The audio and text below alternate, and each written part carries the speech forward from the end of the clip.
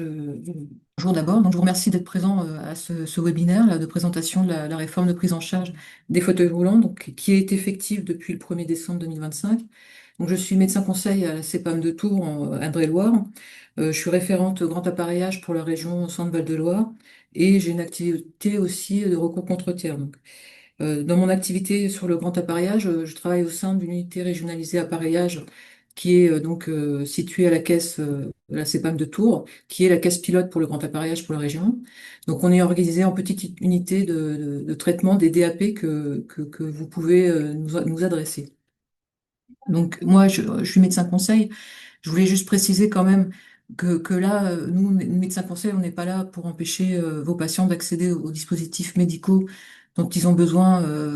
Évidemment, on est là surtout pour être garant du respect de la réglementation et des lois qui sont votées par le Parlement, etc.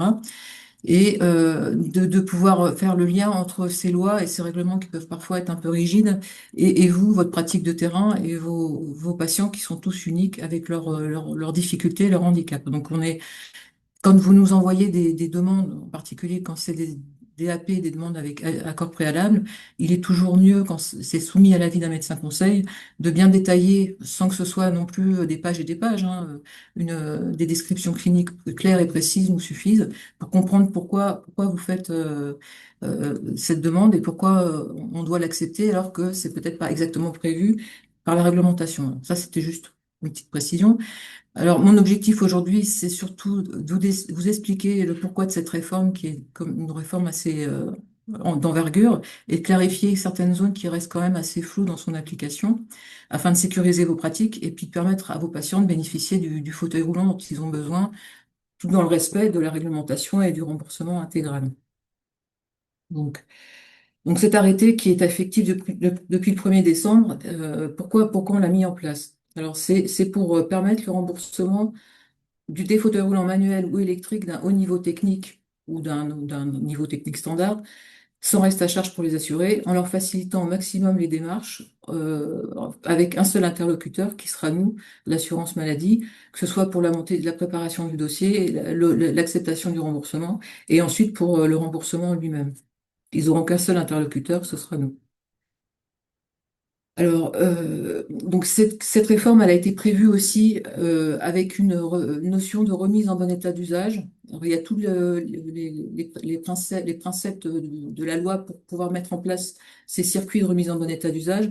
Je vais pratiquement pas en parler dans ce webinaire parce que de toute manière, l'application n'est pas prévue avant au moins le 2027, étant donné qu'il y a tout un circuit de certification, de remise en état, etc., de nettoyage, de vérification, de réparation des fauteuils roulants.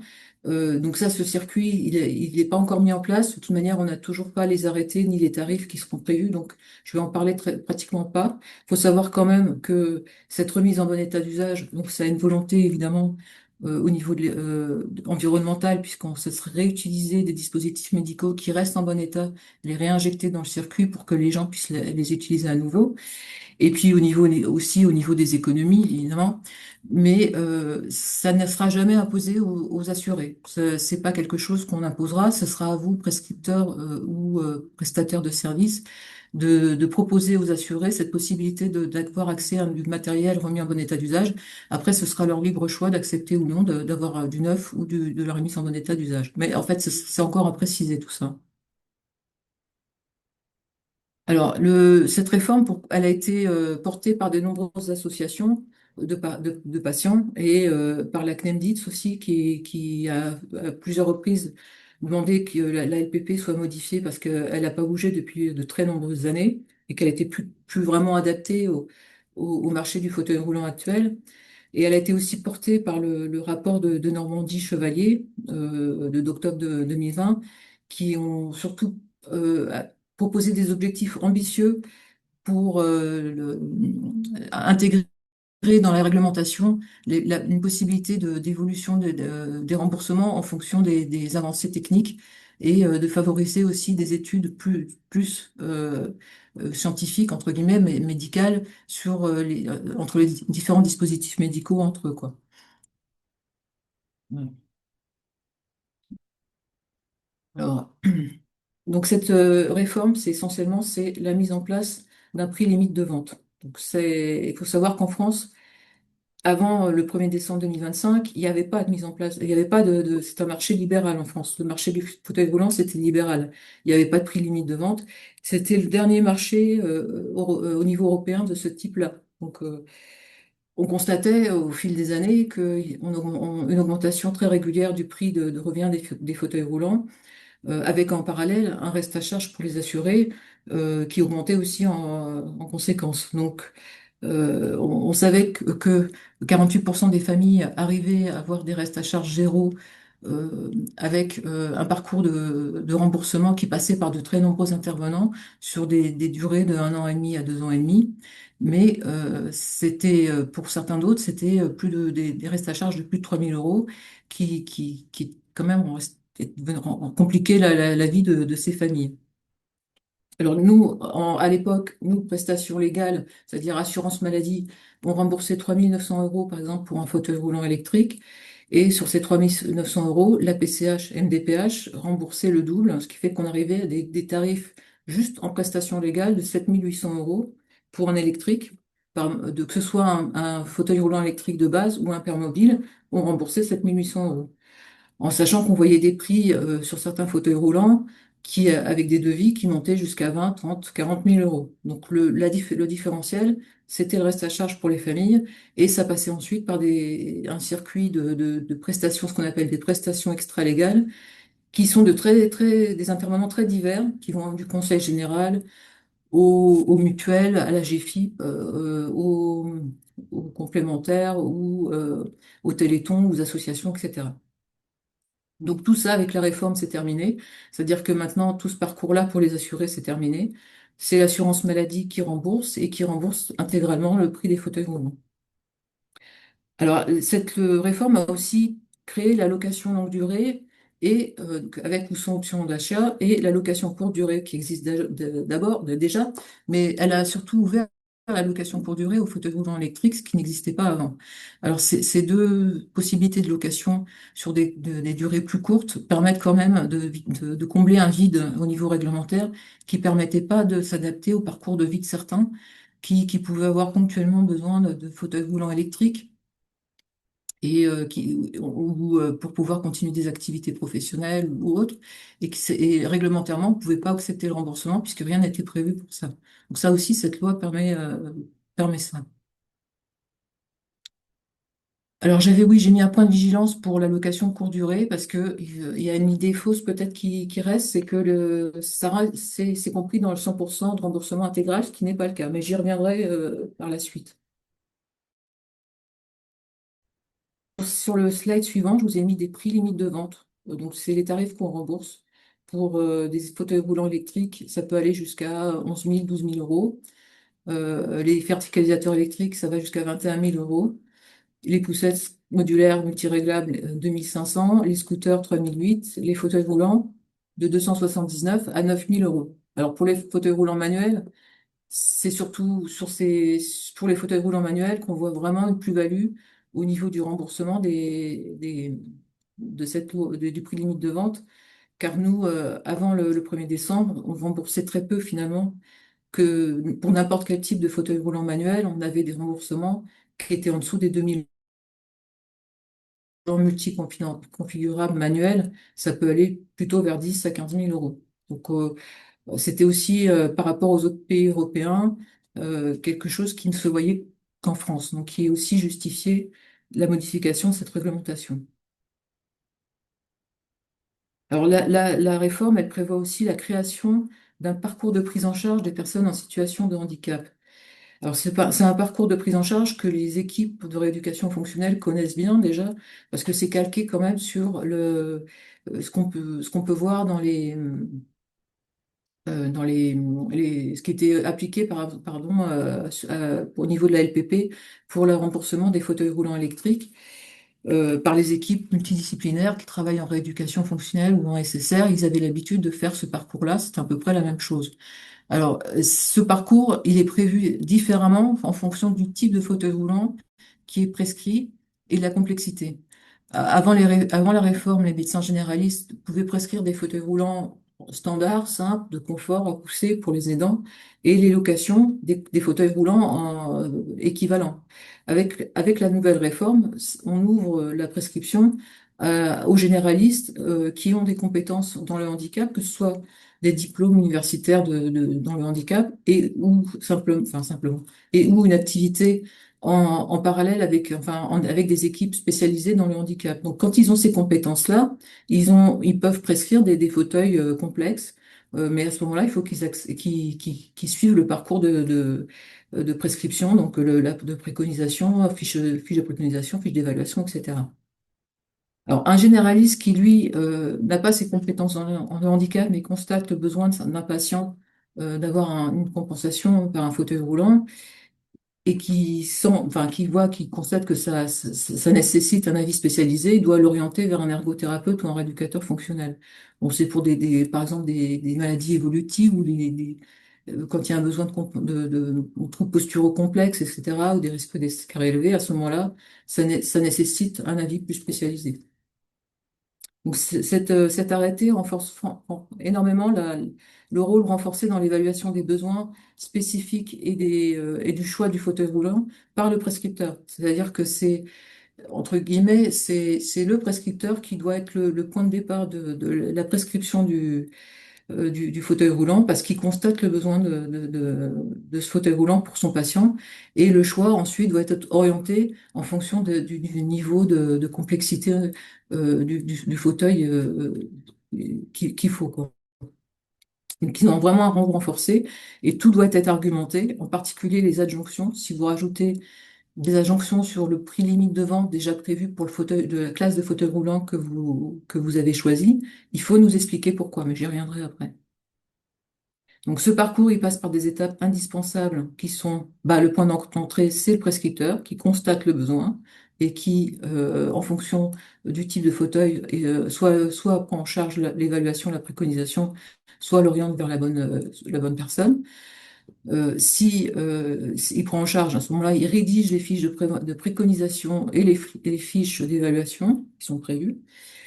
Ensuite, le patient se rend chez son fournisseur avec sa fiche de préconisation. Donc, le patient et le fournisseur se mettent d'accord sur le choix d'au moins deux modèles. Et ensuite, le fournisseur organise un essai au domicile de l'assuré pour, certifier que le fauteuil correspond bien à la demande. Donc, cet essai au domicile, il est d'au moins 7 jours et il peut être réduit à 48 heures s'il y a besoin sur demande expresse de l'assuré. Donc, ça doit quand même être précisé que c'est la demande expresse de l'assuré pour qu'on l'accepte. Et à la fin, il y a une rédaction d'un certificat d'essai, conjointement par le fournisseur et par l'assuré, qui spécifie, donc l'assuré spécifie qu'il a bien essayé, qui retient un type de modèle particulier, donc il nous faut le nom aussi du modèle, et qui certifie que ça lui convient. Voilà. Alors, ce certificat d'essai, il n'y a pas de modèle type, donc moi j'accepte tous les modèles, du moment qu'il y a les éléments indispensables, c'est-à-dire la période de 7 jours, les deux signatures fournisseurs assurés, et le modèle choisi, et que ça convient à l'assuré. Après, le modèle type est en cours de rédaction au niveau de la DSS et du ministère, donc ça devrait, on devrait avoir un modèle dans pas trop longtemps. Donc après, ensuite, l'assuré avec le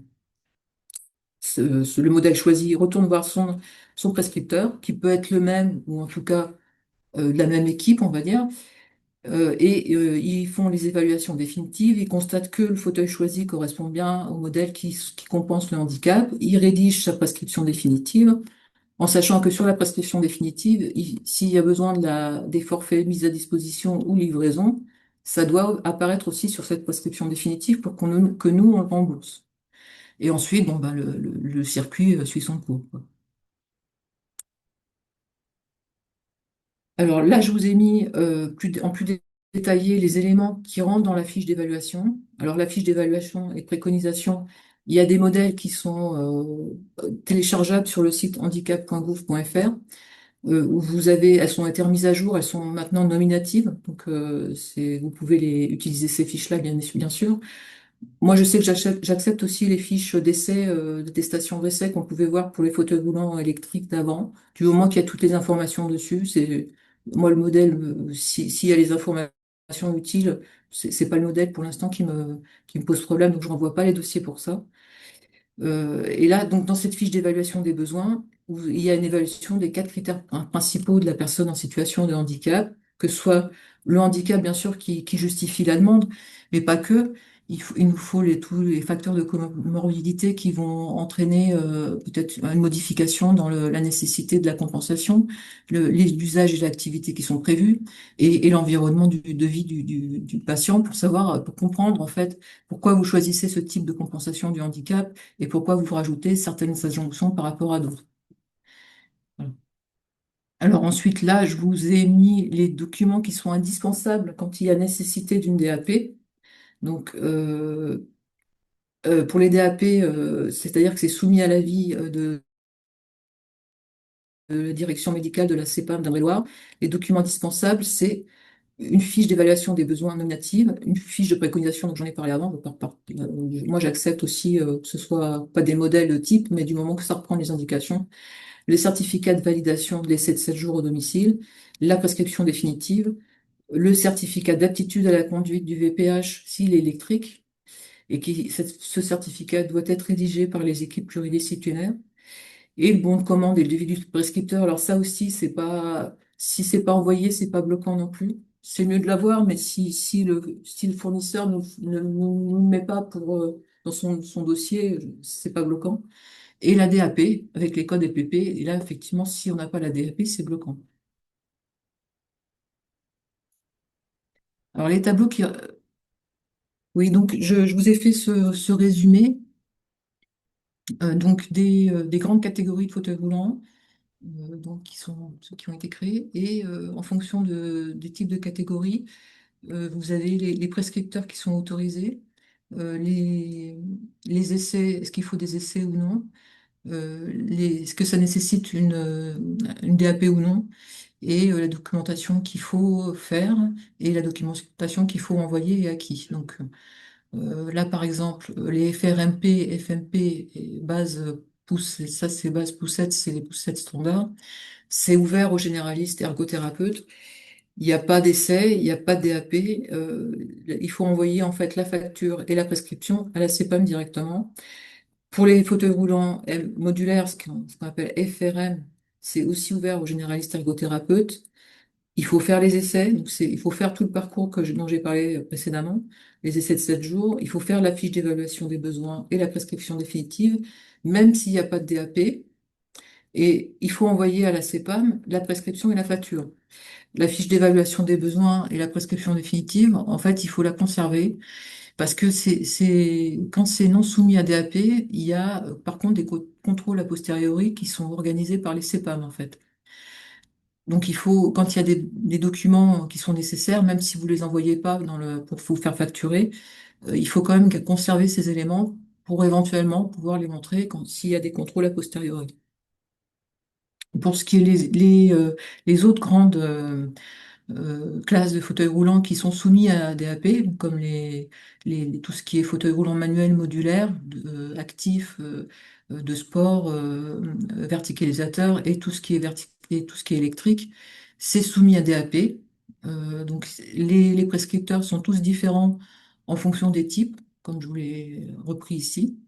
Alors, je vais faire parce que là, je parle d'équipes pluridisciplinaires, donc je vais faire un petit focus sur les équipes pluridisciplinaires, parce que avant le 1er décembre, pour nous, les équipes pluridisciplinaires, c'était un rééducateur fonctionnel qui travaillait avec une ergothérapeute et un kiné, ou un kiné dans un service de médecine de rééducation fonctionnelle d'un centre, d'un CHU ou d'un SSR. Et ça, c'était l'équipe pluridisciplinaire qui évaluait les électriques et qui nous les prescrivait. Donc là, l'arrêté, ça a largement élargi cette notion d'équipe pluridisciplinaire.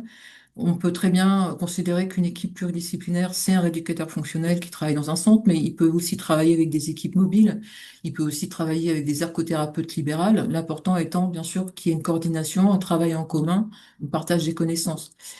Alors, le seul point qui reste encore en arbitrage au niveau de la DSS, c'est la notion d'un rééducateur fonctionnel qui n'aurait qu'une activité libérale avec travail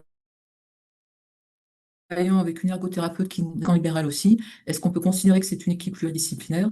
Pour l'instant, c'est en arbitrage, donc je peux pas vous dire que c'est le cas. On peut pas là aujourd'hui vous dire que si on a des dossiers de ce type-là, on va les accepter. Mais on devrait avoir la réponse assez rapidement là, sur ce point-là.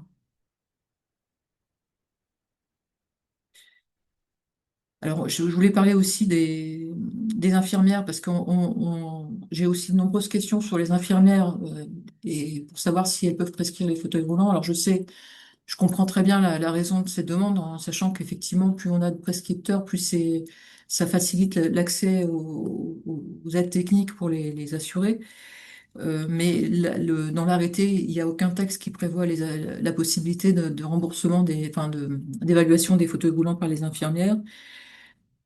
Quand le texte le prévoit pas et que effectivement le besoin peut s'en faire ressentir, d'autant plus qu'on est dans des régions qui sont très touchées par les désertifications médicales, il est possible après, en fonction si certaines infirmières qui pourraient travailler avec des équipes dans le handicap, il faudrait monter des dossiers en fait de conventionnement avec les ARS de la région pour savoir si on peut autoriser ou non certaines infirmières, s'ils en ressentent le besoin, dans des déserts médicaux, afin de faciliter le travail des équipes spécialisées qui peuvent être surchargées. Mais ça peut être envisagé. Après, nous, tant qu'on n'a pas ces conventions qui sont réalisées, on peut pas accepter les remboursements les remboursements des dossiers qui sont prescrits par les infirmières. Alors, c'est une volonté de fluidifier le parcours, comme j'expliquais, en ouvrant largement, enfin, en ouvrant en tout cas la prescription à d'autres types de prescripteurs que les médecins, qui sont les ergothérapeutes. Ça facilite le maillage de consultation pour les assurés, surtout dans notre région centre, qui quand même a certaines zones de forte désertification médicale. Alors, il y a juste un petit bémol sur les ergothérapeutes. Elles peuvent pas être consultantes ou salariées d'un prestataire de service. Donc, si c'est le cas, elles peuvent pas participer au dossier d'évaluation pour le remboursement de fauteuils roulants. C'est une réforme aussi qui prévoit le remboursement des fauteuils de sport, donc ce qui n'était pas quand même jusqu'à présent, c'était pas le cas. Donc, jusqu'à hauteur de 2 400 euros, voilà. Elle redéfinit les grandes classes de fauteuils roulants en créant 22 autres classes. Donc, je vous ai pas tout détaillé toutes les classes parce que comme je sais que c'est appliqué quand même et que je vois des dossiers, donc je pense que vous connaissez ce genre de choses.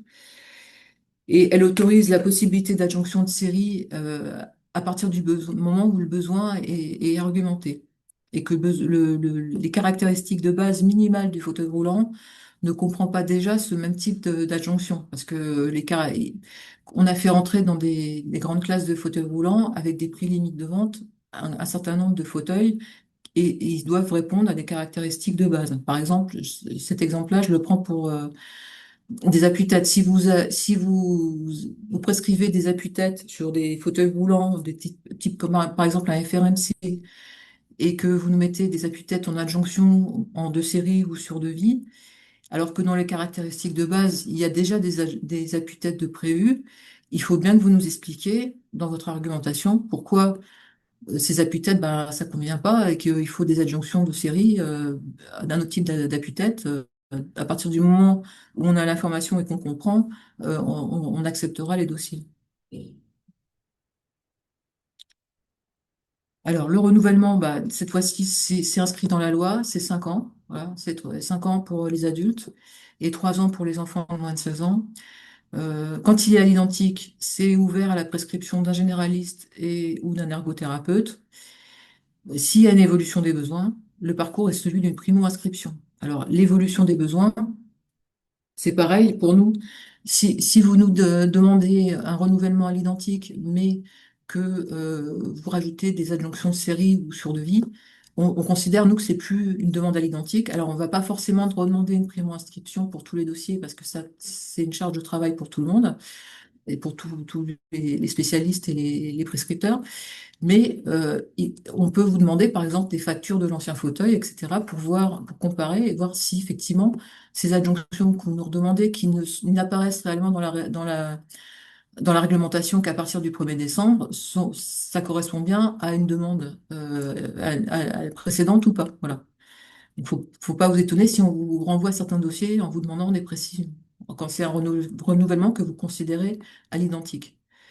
Alors, le maintien de l'article R165-24, ça veut dire que on accepte, même si c'est avant 5 ans, des renouvellements, parce que bah, il y aurait une explication, une argumentation médicale qui nous précise que bah, le matériel est cassé, qu'il est inutilisable, ou que les conditions ont changé pour la personne, que ce soit du niveau de son handicap ou de son environnement, qui font que il faut changer le fauteuil. À ce moment-là, on accepte, mais il nous faut les explications. Le délai de 15 jours donc, est opposable pour la réponse de l'assurance maladie. S'il n'y a pas de réponse, c'est une acceptation et on rembourse automatiquement. Alors, les cumuls. Donc, je vous ai mis le tableau des cumuls que j'ai pris sur le site handicap.gouv.fr. Donc, vous pouvez le télécharger sur le site sans problème. Ce tableau des cumuls, c'est l'officiel, c'est celui qu'on applique dans tous les centres qui traitent le DAP d'appareillage en France. Donc, il y a les zones rouges, bah, c'est les zones où on ne peut pas cumuler, et les zones vertes. Alors, les zones rouges, c'est facile. On ne peut pas cumuler deux grandes classes de fauteuils roulants entre elles. C'est-à-dire qu'on ne peut pas cumuler deux fauteuils de sport, on ne remboursera qu'un un fauteuil de sport. On ne peut pas cumuler non plus deux fauteuils roulants électriques, on remboursera aussi qu'un fauteuil roulant électrique. Et les zones vertes, ça veut pas, alors c'est pas que le cumul est automatique, enfin ça veut dire tous les dossiers vont être étudiés au cas par cas pour comprendre pourquoi ben, vous nous demandez le cumul de deux fauteuils. Ça doit, en fait, on doit le comprendre dans la fiche d'évaluation, que bah, les conditions intérieures permettent pas le passage de fauteuil roulant électrique. Donc il faudra un fauteuil roulant manuel pour l'intérieur et puis un électrique pour des déplacements parce que le projet de vie, etc. Voilà, c'est ça qu'on attend aussi pour les cumuls, mais ça doit rester en traitement au cas par cas. Et alors, donc, les électriques, en petite précision, on ne peut pas cumuler non plus un AAP, donc un Minotaur ou un Via Mobile, avec un électrique. Les AAP sont des adjonctions. C'est-à-dire que les motorisations électriques à la poussée ou, pour l'utilisateur ou pour l'accompagnant sont considérées comme des adjonctions dans l'arrêté. Donc, mais pour autant, on ne peut pas les cumuler avec un autre type de fauteuil roulant électrique. Alors, ensuite, je vous ai fait un focus un petit peu plus long sur la location courte durée, avec ou sans option d'achat, parce que j'ai énormément de questions sur la location courte durée. Donc, j'espère que je vais répondre aux questions que vous vous posez là-dessus. Ça concerne un certain type de fauteuil roulant, donc c'est les FMP, FMPR, FRM, FRE. Ça ne doit s'envisager désormais que lorsqu'il y a une pathologie qui risque de se résoudre dans moins de 3 mois. Donc avant, c'est vrai qu'on voyait des locations courte durée sur de nombreuses années. L'arrêté est prévu pour que cette situation-là ne perdure plus et que les gens aillent vers l'achat quand ils en ont besoin sur du long terme. Alors avant, on pouvait comprendre vu le peu de remboursement des fauteuils roulants manuels, on pouvait comprendre pourquoi les gens restaient en location courte durée. Mais enfin, maintenant que l'arrêté est passé, on pousse vraiment vers l'achat au maximum dès que les situations se prolongent au niveau des handicaps. Alors, il n'y a pas de prise en charge renforcée pour la location courte durée. Ça veut dire que l'assurance maladie ne remboursera que 60% de la base du remboursement et que la base du remboursement n'est pas égale au prix limite de vente. Donc, il est prévu que les AMC, les complémentaires, prendront un ticket modérateur, sauf si le patient bénéficie d'une ALD en rapport avec son handicap. À ce moment-là, l'assurance maladie prendra les 100%. Et les complémentaires prendront aussi la différence entre la base de remboursement et le prix limite de vente pour qu'il n'y ait pas de reste à charge pour les assurés. Le nombre maximal de forfaits hebdomadaires consécutifs facturables par patient et par année sur année glissante est de 26 semaines, c'est-à-dire 6 mois. Alors, il y a aussi une notion importante euh, qui est à savoir, c'est qu'il y a un délai de carence maintenant, désormais, s'applique dans la location courte durée. C'est un délai de carence à partir du 6e mois de location courte durée. Il n'y a plus de possibilité d'avoir une location longue durée ou un achat pendant un an après la fin du dernier forfait de location courte durée. Donc c'est quelque chose à savoir quand même, parce que ça peut mettre les assurés dans des situations compliquées. Alors si la durée de location est bien inférieure à 26 semaines, à ce moment-là, le délai de carence ne s'applique pas à l'intérieur d'un même épisode, c'est-à-dire que même s'il y a des pauses courtes, mais que ça reste la même prescription, le même besoin spécifique et qu'il y a une continuité clinique, il n'y aura pas de carence tant que la durée totale est inférieure à 26 semaines. Par exemple, pour un usager qui a une fracture de jambe, qui est prescrit une location pendant 4 semaines, puis il s'arrête, il a une pause de 3 4 semaines et il reprend sa location de courte durée pendant 5 semaines. Dans ce cadre de la même prescription, à ce moment-là, c'est autorisé. Si la durée de location est supérieure à 6 mois, il y a le délai de carence d'1 an qui s'applique. Alors, pour les FRM et donc FMP, la prescription, c'est donc FMP, FMPR, c'est des fauteuils standards, c'est les fauteuils entre guillemets les plus simples. C'est ouvert aux généralistes, ergothérapeutes et kinés. Donc, il faut une prescription d'un des trois. Pour les FRM, par contre, c'est ouvert au même prescripteur, mais il faut une fiche de préconisation et d'évaluation et une période d'essai. Donc, c'est envoyé à la CEPAM avec le type de fauteuil, la durée de location, le contexte médical. Enfin, sur la prescription, c'est écrit ou pas, c'est pas obligatoire, mais il faut conserver les fiches de préconisation et d'évaluation pour les fauteuils, comme je l'ai dit précédemment, pour les FRM. Donc ça, c'est pour une première période de 3 mois. À la fin de cette période de 3 mois, soit la location courte durée n'a plus de justification, le besoin a disparu, à ce moment-là, c'est la fin. Soit il y a une prolongation qui risque de se chroniciser, à ce moment-là, on peut partir sur une option d'achat, en sachant que l'option d'achat, c'est soit le même modèle, soit un modèle équivalent. C'est pas un autre type de fauteuil d'une autre grande classe, en fait. Et soit on considère que bah, on peut prévoir que dans un délai de 3 mois, le besoin disparaît. À ce moment-là, avec les mêmes prescripteurs, on peut prolonger sur ordonnance encore de 3 mois supplémentaires. À l'issue de ces 6 mois, donc on est bien à 26 semaines à ce moment-là, soit c'est la fin de la location, soit il y a toujours cette possibilité d'option d'achat parce que c'est devenu chronique, soit on considère qu'il y a encore une possibilité que ça s'améliore, mais dans un délai de 3 mois. À ce moment-là, on peut encore, mais sur prescription des mêmes prescripteurs, poursuivre avec une demande d'accord préalable. Alors la demande d'accord préalable, ça veut dire que là, il faut que vous nous argumentiez pourquoi vous voulez poursuivre sur une période de 3 mois complémentaire, puisque ça va être soumis à l'avis du médecin conseil. Et on arrive à 9 mois. Alors, à 9 mois, il y a plus, il faut vraiment garder ça en tête, c'est 9 mois, il y a plus de possibilité d'option d'achat et il y a plus de délai de carence qui s'applique. Donc, c'est-à-dire qu'on peut plus normalement accepter la location et l'achat pendant une période d'1 an. Voilà, il faut quand même le savoir, ça. Alors, concernant les fauteuils roulants électriques, le schéma est le même, mais je vous l'ai remis parce que c'est pas c'est des équipes pluridisciplinaires, il faut des essais. C'est soumis à DAP. Les documents indispensables, c'est le certificat d'aptitude à la conduite, le certificat attestant l'adéquation du fauteuil. Pareil pour une durée de 3 mois initiale. Au bout des 3 mois, soit c'est la fin, soit c'est une option d'achat possible, même modèle ou équivalent. Soit on prolonge, équipe pluridisciplinaire toujours, jusqu'à 6 mois, avec les essais. On arrive toujours pareil, option, on continue sur l'option d'achat ou pas. Soit on considère que, il y a résolution possible et c'est soumis à DAP et c'est 9 mois avec la fin cette fois-ci pareil, plus de possibilité d'option d'achat et le délai de carence qui s'applique. Alors, je vous ai mis aussi quelques précisions sur les modalités de transition parce que je sais que c'est compliqué pour les pharmaciens. Donc les modalités de transition pour les locations en cours au 1er décembre 2025. Donc quand on est à une location inférieure à 26 semaines au 1er décembre, normalement il y a besoin d'une demande enfin, d'une nouvelle prescription pour pouvoir basculer à 6 mois. Vu les délais de prise de rendez-vous, bon, on accepte de manière dérogatoire jusqu'au 1er mars de basculer sur ces 6 mois sans nouvelle prescription. Au niveau des bascules, au niveau des nomenclatures, quand le fauteuil a été certifié par le CERA, il y a des tableaux de correspondance qui ont été faits par le CERA, qui sont téléchargeables, et on applique la nouvelle nomenclature du CERA. Quand il n'y a pas de certification du fauteuil par le CERA, à ce moment-là, on considère d'emblée que c'est une catégorie de type FMP. Alors, l'allocation entre 26 et 52e semaine au 1er décembre, c'est pareil, nouvelle prescription indispensable. On a une dérogation jusqu'au 1er mars pour accepter les bascules jusqu'à 6 mois sans ordonnance.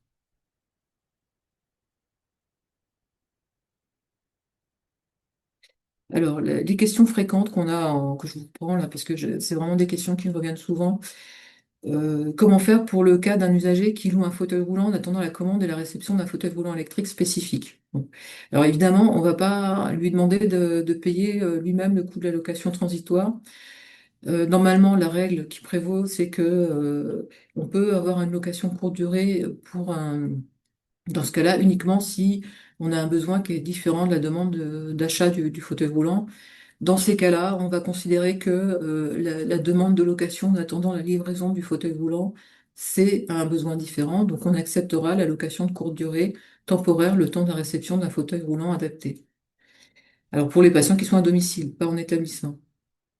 Alors, comment faire pour les patients en sortie d'hospice? Dans le cadre de la sortie d'hospitalisation, il faut bien sûr anticiper le besoin au maximum.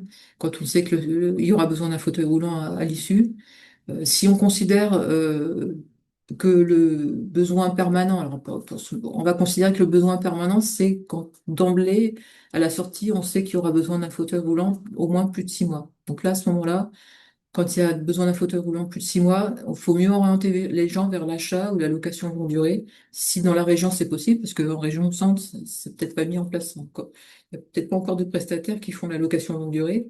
Donc on part plutôt sur un achat.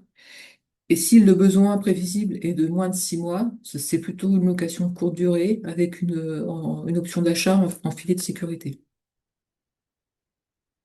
Alors pourquoi on ne peut plus vendre un fauteuil roulant neuf plus adapté à long terme à un patient après une période de location ponctuelle? Donc ça, c'est effectivement l'objectif de la réforme, comme je le disais avant, c'est vraiment de permettre de partir directement sur de l'achat quand il y a un besoin au long terme.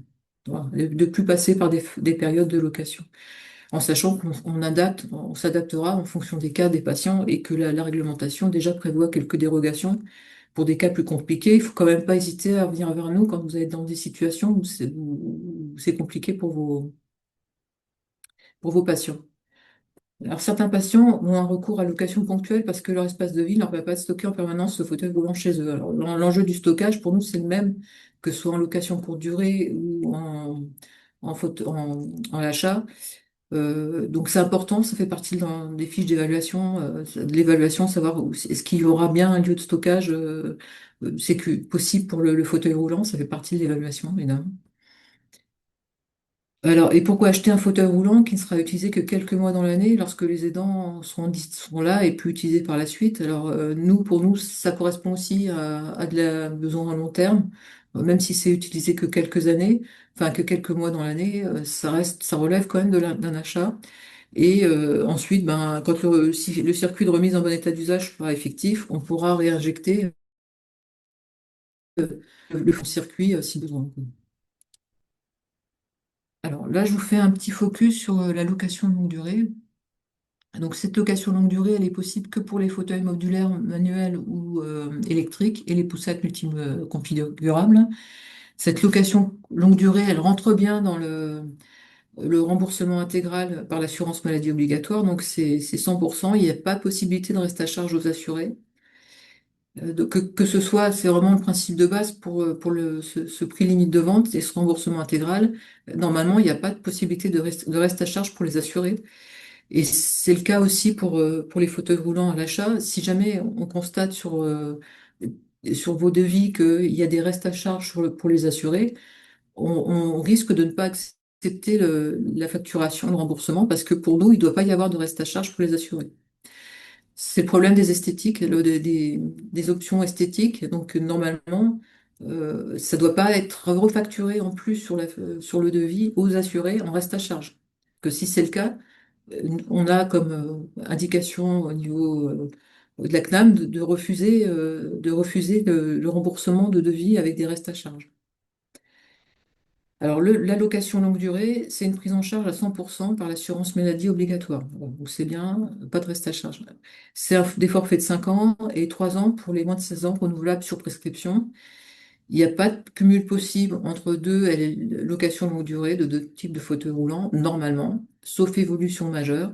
C'est toujours pareil, si vous avez un cas où ça le nécessite pour une raison médicale qui s'explique, il faut quand même revenir vers nous. À ce moment-là, on peut entendre tout ce qui est médical, entendre vos explications et comprendre pourquoi vous souhaitez deux locations de longue durée. Donc à ce moment-là, on peut revenir sur des décisions qui sont prises.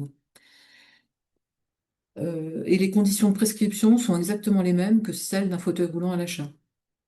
C'est du même type de fauteuil roulant que vous mettez en location de longue durée. Alors la location longue durée, pour l'instant, moi, j'en ai pas vu et je pense que il y a pas encore, peut-être que ça a changé, mais pour moi, il n'y a pas encore de distributeurs en région centre qui font de la location longue durée, mais peut-être que ça a changé. Alors les adjonctions de série. Donc, alors les adjonctions de série, c'est possible pour les achats et les locations longue durée, pas pour la location courte durée. C'est des forfaits qui sont valables 5 ans. On les renouvelle au moment où on change le fauteuil roulant. Il y a différentes adjonctions qui sont possibles en fonction des classes. Elles sont différentes. Les possibilités d'adjonction de série sont différentes en fonction des types de fauteuils roulants. Pour les modulaires, les fauteuils roulants modulaires, donc j'en ai déjà parlé, il y a la possibilité des AAP. Ce qu'on appelle AAP, c'est ce qu'on a avant appelé les via mobiles et les Minotaurs, donc les motorisations à pousser pour l'utilisateur ou pour les dents. Donc ça relève de l'adjonction. C'est quand même soumis à un avis d'une équipe multidisciplinaire et normalement, les essais et le certificat attestant de l'adéquation doivent être faits par ces équipes pour la toute première mise et aussi pour tous les renouvellements. Alors ces adjonctions de série, comme je vous l'ai déjà dit, mais il faut qu'on comprenne pourquoi vous nous les rajoutez en plus du prix limite de vente. Et si c'est à nous expliquer, il n'y a pas de souci. Il faut qu'on comprenne pourquoi rajouter un type d'adjonction de série, alors que par exemple, il y en a sur les caractéristiques de base du fauteuil que vous avez choisi. S'il y a des adjonctions de série qui sont, parce qu'il y a des possibilités d'adjonctions de type PAP qui sont pour le positionnement du corps, tronc et tête, et PAP B qui sont pour les membres inférieurs et la base. Il faut si vous rajoutez en PAP de nombreuses adjonctions qui dépassent le forfait du PAP qui est de 600 euros pour un PAP A et 600 euros pour un PAP B, on peut, et que vous nous demandez par exemple un FRM et que vous rajoutez de nombreuses adjonctions de PAP qui dépassent le forfait de 600 euros, il est possible qu'on se retourne vers vous et puis qu'on vous demande si une autre grande classe de fauteuil roulant ne serait pas peut-être plus adaptée, type un FRMC ou un fret, qui prendrait en compte tout le besoin de positionnement du patient. Donc il faut au maximum quand même essayer de rester dans quand c'est possible, hein, parce que si on comprend que toutes les situations cliniques sont pas les mêmes, mais rester dans ce prix limite de vente qui a été négocié et les fauteuils ont été très fortement revalorisés en fonction de ce prix limite de vente. Alors, les adjonctions sur devis, bon, ça, c'est aussi une possibilité qui est inscrite dans la loi. Donc, ces adjonctions sont dites sur devis parce elles sont pas inscrites à la LPP et on remboursera le devis dans son intégralité. Alors, c'est possible pour les sports, les modulaires, à l'achat ou en location longue durée, et ça doit répondre à un besoin spécifique et essentiel de compensation du handicap. On demande au prescripteur de s'engager là-dessus, puisqu'on lui demande d'écrire manuscritement qui certifie que le besoin de compensation du handicap n'est pas couvert par d'autres options d'injonction définies, etc. C'est bien sûr bien argumenté. Euh, il faut savoir que sur ces dossiers, bah, on a un délai de réponse de 2 mois. Donc, c'est pas le délai de 15 jours qui est opposable, mais celui de 2 mois. Et qu'on fait une remontée nationale de l'information sur ces adjonctions sur devis, afin de pouvoir voir au niveau bah, de la France si on a toujours le même type d'adjonction sur devis qui est demandé, est-ce qu'il ne faut pas l'intégrer tout simplement dans la LPP ou dans la réglementation? Et ça permet en fait de faire évoluer l'arrêté en fonction des retours, de vos retours, en fonction des devis qui sont, des adjonctions sur devis qui sont demandées en fait. Donc il y a une observation de toutes ces adjonctions sur devis qui se fait au niveau national.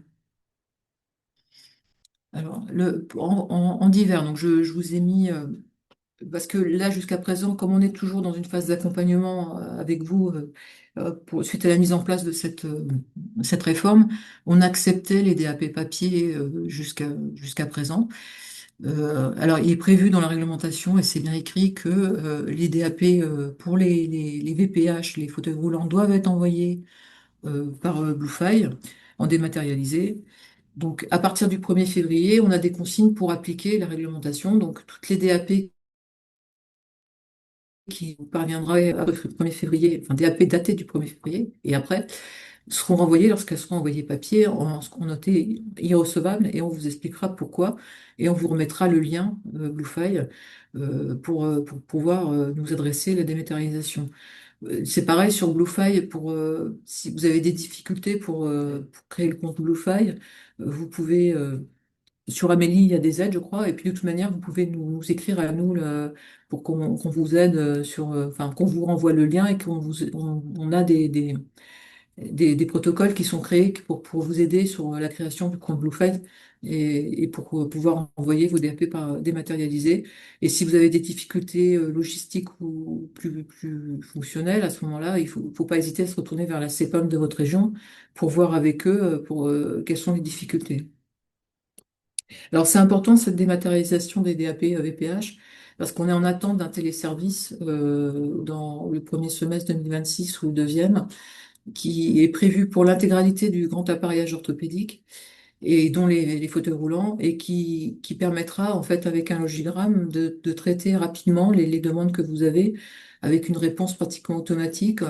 En fonction des données que vous nous rentrerez, vous aurez la réponse d'accord ou de désaccord du dispositif médical pratiquement en automatique dans la foulée. En sachant qu'après, eh ben, tout ce qui est désaccord et tout ce qui n'est pas traitable directement par le logigramme, ce sera avis toujours de l'unité appareillage et du médecin conseil. Alors j'ai un peu brossé le tour de cette. J'espère que ça vous a éclairci un peu les points qui vous paraissaient un peu obscurs. Je pense que c'est une avancée majeure, moi, cette arrêté pour l'autonomie des personnes porteuses d'un handicap avec des objectifs qui sont vraiment très ambitieux. Ça fait une refonte totale de la législation et ça entraîne forcément un temps d'appropriation pour tout le monde, pour toutes les équipes, je pense indispensable et il faut absolument enfin, on le communique déjà beaucoup enfin, on communique avec les centres de rééducation et etc., les fournisseurs, mais je pense qu'il faut élargir cette communication. Je pense que c'est bien qu'il y ait des ergothérapeutes aujourd'hui pour en discuter avec eux. Alors je vais essayer de reprendre les questions que vous avez pu me poser. Je vais peut-être pas pouvoir répondre à tout. Je vais prendre au fur et à mesure. Et puis, si j'ai pas le temps de répondre, bah, à ce moment-là, je répondrai à toutes vos questions par la suite par papier. Alors, en sachant que je vais répondre, les réponses que je vous ferai, ce sera les réponses qui seront stabilisées au niveau réglementation. Si j'ai pas la réponse, parce que c'est toujours en arbitrage, ben, je vous le dirai. Et puis, ben, je reviendrai vers vous éventuellement pour vous apporter la réponse quand je l'aurai. Et puis sinon, ben, il faut pas hésiter à contacter vos CEPAM de rattachement pour poser aussi des questions directement à vos CEPAM. Alors, pourquoi les neuropédiatres sont exclus des prescripteurs? Alors, des neuropédiatres qui seraient effectivement, les neuropédiatres sont pas prévus dans les fauteuils roulants manuels, la prescription des fauteuils roulants, sauf si c'est des neuropédiatres qui ont des diplômes dans le handicap, ou si des spécialistes qui ont des diplômes dans le handicap et qui travaillent avec des équipes, pourquoi pas, hein. Qui travaillent avec des équipes dans le handicap, pourquoi pas. Je pense que c'est à voir, hein, c'est pas forcément exclu, hein. Je pense que ça dépend du travail du neuropédiatre. S'il est dans des équipes spécifiques, enfin, qui travaillent avec des enfants handicapés, c'est pas forcément exclu, je pense. Alors pourquoi un médecin MPR en lien étroit avec des ergots sur un territoire ne pourrait pas prescrire, sachant que les centres sont très peu accessibles, voire arrêtent cette activité? Alors un médecin MPR en lien étroit avec des ergots, alors un médecin MPR libéral, c'est ça la question? Un médecin père en lien étroit avec des ergots peut prescrire pour moi. Alors, je vous dis juste pour pour ce qui est, j'ai bien précisé, hein, pour ce qui est libéral pur, que ce soit ergothérapeute et MPR, je peux pas vous assurer que ce soit le cas puisque c'est toujours en arbitrage. Moi, dès qu'on a la réponse, on applique la réglementation, il n'y a aucun problème. Après, moi, je pense que l'arrêté va plutôt dans ce sens-là, mais je peux pas l'affirmer puisque on attend toujours cette réponse, officielle. Mais je suis d'accord avec vous. En parlant de ce code LPP, il semblerait que certains PAP, notamment les assises et dossiers Physipro, seraient pris en charge mais n'ont pas eu la joie d'avoir leur code propre. Ouais, alors comment fait-on pour une demande urgente sur ce type de matériel? Donc à ce moment-là, les assises dossiers Physipro, bah, ça rentre dans les PAP, hein. Moi, j'en vois plein des Physipro, hein. Donc ça rentre dans les PAP. Alors, c'est-à-dire que les prix dépassent le forfait du PAP, c'est ça le problème? Euh, Après, si vous avez des demandes d'urgence et urgentes et des difficultés, il faut quand même essayer de se tourner vers nous, de nous poser les questions sur des. Il faut plus aller vers le service de l'unité régionale appareillage pour qu'on voit ensemble ce qui est possible en fait, hein. Pour moi, les Physipro, ça rentre dans les papes, mais encore une fois, voilà. Alors, qu'en est-il des fauteuils roulants confort? Dans quelle catégorie sont-ils compris? Donc, les fauteuils roulants confort, bah, c'est les FMP, les FMPR. Donc, c'est ouvert aux prescripteurs ergo, kiné, médecins généralistes. Donc, voilà, sur notre FMP. Quelle est la place des kinés dans l'ouverture des prescriptions? Bah, je pense que j'ai détaillé la place des kinés. Vous aurez accès au webinaire avec mon PowerPoint, donc vous aurez tout le détail dedans. Le problématique reste la même, le financement des consultations ergo en dehors d'un parcours de soins. Les personnes n'étant pas dans un parcours de rééducation n'ont pas les moyens de payer une ergo libérale. Mm. Alors, ça, c'est une question aussi qu'on attend. Effectivement, on nous a posé la question à plusieurs reprises, quelle est la rémunération des ergothérapeutes? Voilà, bon, ça, j'ai pas encore la réponse. Je vais encore me renseigner dessus. Alors, bah, l'aberration des IDE, bah, oui, ouais, elles sont pas autorisées. Moi, quelle aberration des IDE prescripteurs de fauteuil roulant pour remplacer les MPR ou les ergos? Alors, c'est pas pour remplacer les MPR ou les ergos, c'est éventuellement pour faciliter la charge de travail des équipes spécialisées. Mais encore une fois, ça n'est pas prévu par la réglementation. Pour les poussettes bah, il y a des mesures, oui, les poussettes multiconfigurables, oui, les mesures anthropo sont prévues, elles sont prévues dans les fiches de préconisation. Je dois dire que nous, on va pas regarder spécifiquement les mesures qui sont prises dans les fiches de préconisation. Je pense que c'est plus pour le fournisseur au moment où il fait son choix de de type de fauteuil roulant pour le patient, quoi. Nous, on va pas, si les mesures sont pas précises, on va pas regarder, bah après, ça me paraît important quand même pour que le fournisseur ait des mesures quand il va faire un choix de fauteuil roulant. Alors, quelle démarche j'avais à suivre auprès de personnes en situation palliative pour lesquelles je,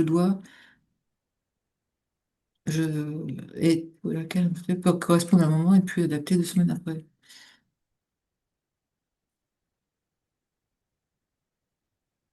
Alors, vous pouvez louer ce que je vous disais. Donc, les locations courte durée pour les fauteuils, c'est les FMP, les MRP et les FRM. Voilà, et les FRE. C'est les types de fauteuils qui sont ouverts à la location courte durée. Les bases de remboursement, bah, c'est prévu, hein, c'est des forfaits de location. Mais je peux vous répondre plus précisément à cette question-là, peut-être. Alors, le code LPP du scooter, bah, c'est pareil, je vous le renverrai par écrit parce que là, je ne l'ai pas en tête là tout de suite. Où on est le code LPP du scooter, mais le remboursement du scooter est prévu à la réglementation, il n'y a pas de souci, hein. Les scooters, il y a 3 types de scooters qui sont remboursés. Alors, le renouvellement à l'identique, ça veut dire même dimension, même modèle, même option? Non, c'est pas exactement ça. C'est le même type de classe de fauteuil roulant. Le seul moment où on peut peut-être. Alors, il faut savoir qu'avant, c'est vrai que maintenant, on voit les DAP pour les fauteuils roulants manuels. Donc, les fauteuils roulants manuels, c'est c'était pas vu par les services de conseil des médecins conseils, c'était traité directement par les CEPAM. Maintenant, on nous demande de regarder les fauteuils roulants manuels. Donc, on n'a pas l'antériorité, on n'a pas l'historique de tout ce qui concerne les mises de fauteuils roulants manuels. C'est pour ça que on a peut-être un petit focus sur les renouvellements à l'identique. Mais on va pas bloquer des dossiers parce qu'on n'a pas les mesures ou les mêmes dimensions, les mêmes modèles. Ce qu'on peut bloquer éventuellement, c'est quand vous faites des renouvellements à l'identique et que vous nous demandez de très nombreuses adjonctions sur devis ou parce que comme ces adjonctions sur devis et sur série sont nouvelles puisqu'elles sont prévues depuis le 1er décembre, elles sont prévues à l'arrêté depuis le 1er décembre. Euh, on va vous les demander plus précisément pour savoir si ça correspond bien à un renouvellement à l'identique. Voilà. Alors, le remboursement prévu pour l'ergothérapeute libéral, donc ça, c'est une question que je vais poser parce que je sais que c'était en cours aussi c'est pareil pour les ergothérapeutes qui travaillent dans un centre. Je reviendrai quand j'aurai la question sur ce problème-là.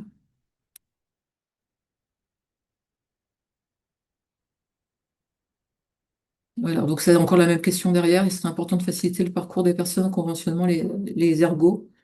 À ce jour, un ergot libéral est financé uniquement par la personne à sa charge, ce qui n'aide pas dans l'accès au droit. Oui, je suis d'accord. Donc, je veux dire que ça, j'ai pas la réponse à tout de suite. Bon, je sais pas si je compte, Monsieur Magritte, je vous laisse la main ou Oui, parce- parce qu'on va devoir, oui, on va devoir clôturer le webinaire. Oui, sachez qu'en tout cas, oui, le support et le replay seront envoyés. Vous serez aussi invité à vous rapprocher ensuite de l'assurance maladie de votre département. Le docteur Melchior ne pourra pas répondre aux questions de toutes les régions. Voilà, ça sera l'interlocuteur pour la région centre. Pour les autres régions, on vous donnera voilà, les contacts et du bon interlocuteur dans chaque département. Avant de clôturer ce webinaire, voilà une petite info. Vous avez à l'écran un QR code. Si vous avez quelques instants pour répondre, nous, c'est un petit questionnaire de satisfaction. Ça nous permet de savoir ce que vous avez pensé de ce webinaire, de pouvoir laisser vos coordonnées aussi si vous souhaitez être contacté sur le sujet et voilà, de nous dire ce que vous en avez pensé.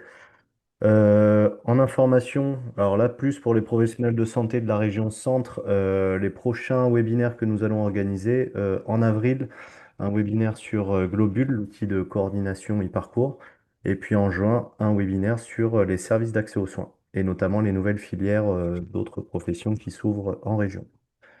Donc, bah, je vous remercie pour votre participation, et puis bah, vous recevrez dans les jours qui suivent, comme promis, le support et le replay du webinaire.